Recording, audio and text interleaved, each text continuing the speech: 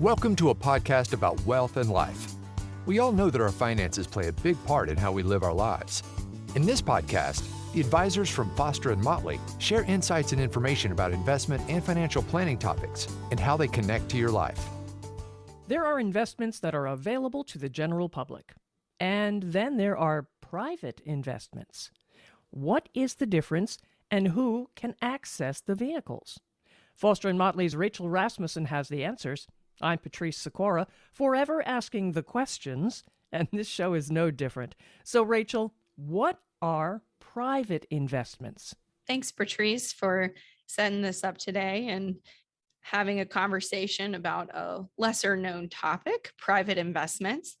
So, private investments are interests, ownership in a company, fund, partnership, or business whose securities or ownership not publicly traded. They're not publicly traded.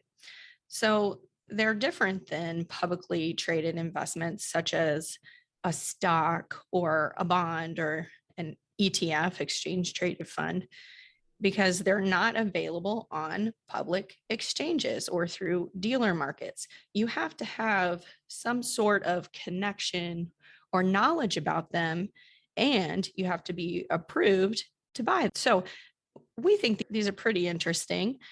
They have a different structure as well. It's all dictated based on the limited partnership agreement. They're limited in the number of investors that can get into them.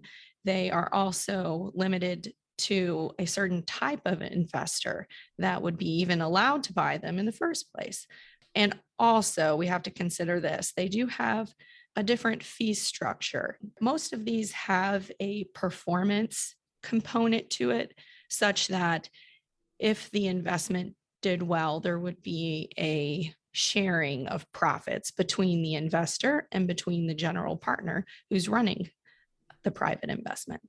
Well, it sounds like it's rather exclusive, rather she in some respects, but we'll get to that in a little bit. Right. First, let's talk about, give me some examples of types of private investments. So these things can range from different types of investments you can get into with these, such as private equity.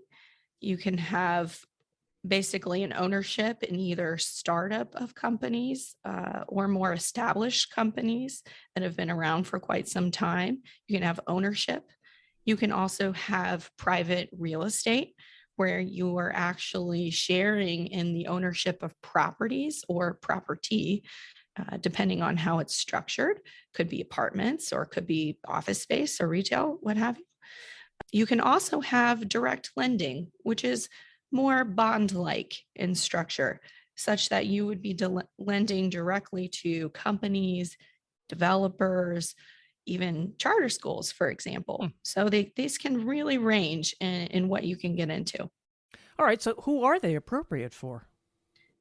So that's how these investments truly differ from public opportunities. These investments are restricted by law to sophisticated investors.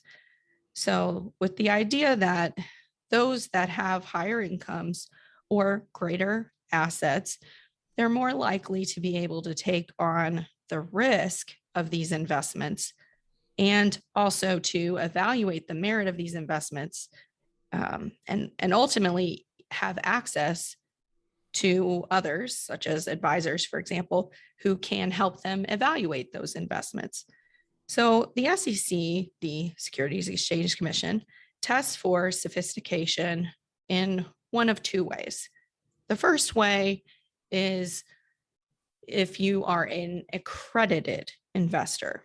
So to be accredited, a person must have an annual income exceeding $200,000 or a joint income with a spouse of $300,000 on an annual basis for the last 2 years, with the expectation that they would be earning the same or even higher in the current year that they hadn't filed their tax return for. Or they can have a net worth that exceeds $1 million, either individually or jointly with a spouse. So that's the first way. Several private investments allow accredited investors. A A higher level of qualification is a qualified purchaser. So a qualified purchaser is an individual or a family-owned business that owns 5 million or more in investments. So talking about a larger amount of assets. The term investments does not include primary residence or any property use for the business. So they have to have $5 million to be working with to qualify as a QP, qualified purchaser. Mm-hmm. Well, just to jump in, that accredited investor, that's not a terribly high bar. No, it's not. That's not the only bar you kind of want to consider. There's the legal bar and there's the should you invest in these types of investments. So you have to think about investors who can withstand a certain level of illiquidity, because a lot of these private investments, once you're in them, you're tied up for a certain period. And that's written out in the private placement memorandum, or the document that sets up the investments. But what you want to think about is, can this person, couple, business afford to have this money tied up for that long of time? And some people can't. Maybe you're taking withdrawals in retirement. You don't want to be that tied up. Also, you want to have a larger portfolio such that you can have many, many different types of investments, broad diversification, so that this one particular investment, private investment that you're in, doesn't completely derail your portfolio. So you want to think about that as well. Don't have an overly large percentage in any one type of investment. So those are some other things in practice you want to think about, because oftentimes these have high minimum investment amounts. So when you consider that, it normally requires a larger portfolio. All right, then why would you want to invest in one of these? That is the question. So these investments, they can allow a person to target a much wider range of opportunities, oftentimes, than the public markets. So you can get access to new ways of getting return. You also would do this type of investment if you think there's an opportunity to earn more money. And really, why would that be? We call that the illiquidity premium. So when you invest in a less than daily liquid security, there's an expectation that there's less of a cash drag or a volatility that impacts performance, because the general partner can put the money to work and just focused on making sure they can get the return that they've indicated to their investors. So you would expect that you would make some more money off of these. You'd also want to invest if you don't necessarily need to see daily pricing, because these private investments, they can be only valued perhaps once a year by an independent appraisal, for example. So there's not as much movement in the daily pricing, which can sometimes allay concerns or sometimes increase them. But essentially what's happening is you don't have this capital flows in and out of a fund.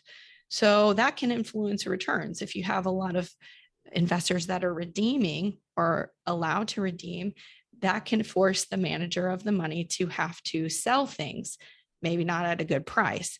And these sort of investments, you're locked in for a specified period of time. So that helps you and others, or it can, reduce the volatility of the pricing. Oh, last but not least, some of these have a tax savings component, not all. Right. And people like that, right? So tax saving component is that in the early years, especially with the private real estate, you can use depreciation as an expense, and that can offset income along the way. So in the earlier years of these investments, you can be cash flowing, but the depreciation is offsetting it, creating this what we call depreciation shield. Now, I'm not a CPA, so I'm getting in the weeds, but it doesn't work for all of these private investments, but it can be something that you seek out. So that's something to check out as you're looking through the documents. The big question for me then becomes, does Foster and Motley invest in private investments? Yes, we do invest in private investments. It's something we do for some, not all of our clients, because going back to what we discussed earlier, there's a level of appropriateness and fit. We think it adds value to their investing experience because we're looking for ideas to bring to them. We think that's important. It shows that we have a duty to them to try to find them good opportunities that we think are good opportunities. So we spend a lot of time researching and vetting these investments, a lot of due diligence. It requires a significant investment on our part of time, care, and so not all firms do this. We think it's a nice value for our clients, so we want to give them that level of service. Obviously, each individual person has to sign off on the investment.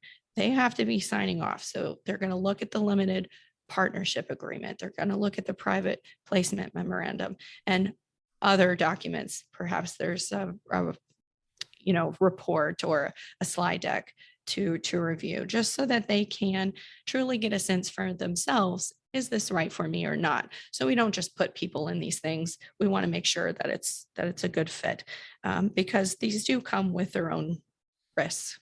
Mm-hmm. And each one is different, I'm sure. Yeah. So as I was saying at the beginning of our conversation here, you have anything from ownership in a company to lending, to property ownership. These all have different risk reward profiles.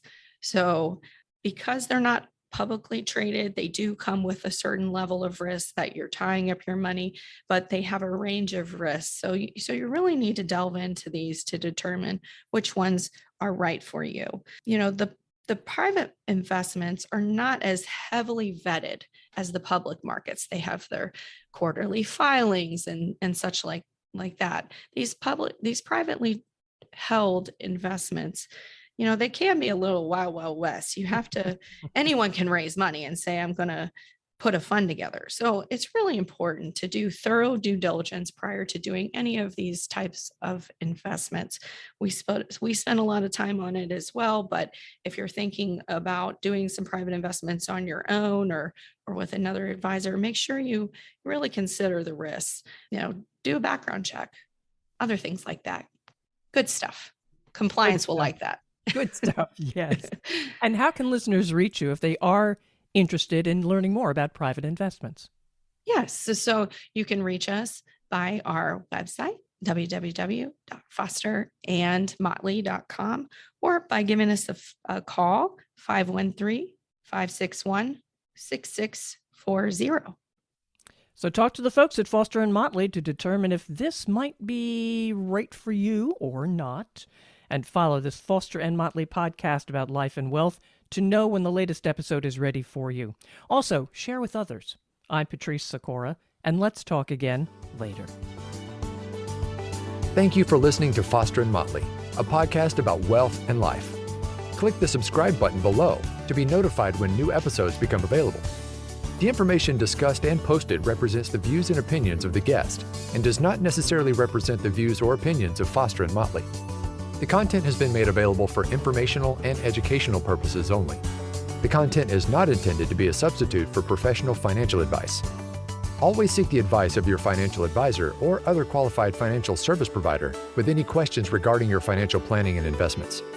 Foster and Motley is not affiliated with any third-party providers. Any mention of a third-party provider does not imply an endorsement of that provider. If you decide to utilize a third-party provider, you do so at your own risk.